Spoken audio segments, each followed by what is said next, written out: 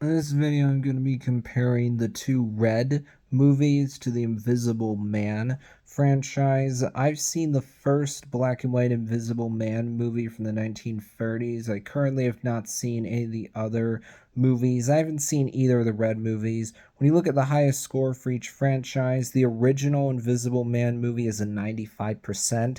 The first Red is the highest score of only 72%. Then when you look at lowest score, Red 2 only has a 45%, with Invisible Man, the movie Invisible Man's Revenge, only has a 40%. When you look at average score, Red only has an average of 58, Invisible Man has an average of 75.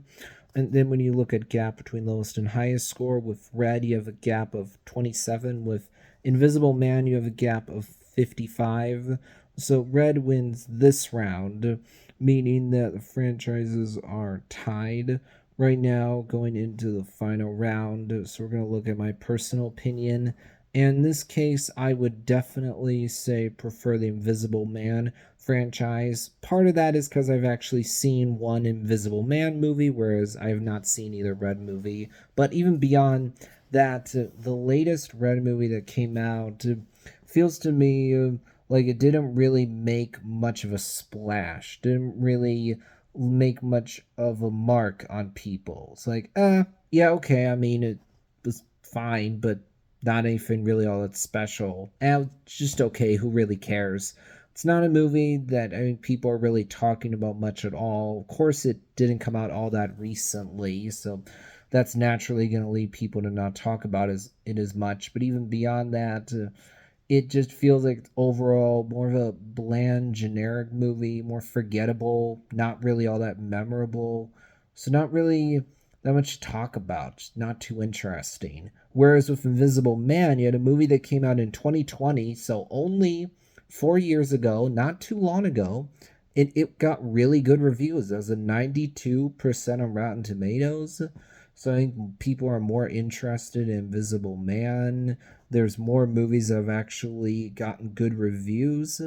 Out of the 7 movies that I've included here, only one of them is rotten on Rotten Tomatoes. Every other movie is fresh. That's quite a good sign right there. So this one's not very hard, I would say. It's pretty obvious that Invisible Man is better. I like the idea here. In the first film released back in the 1930s, it's about this scientist that is trying to make himself invisible. Others in his field think that he's going too far with this, taking things too far, going to an extreme.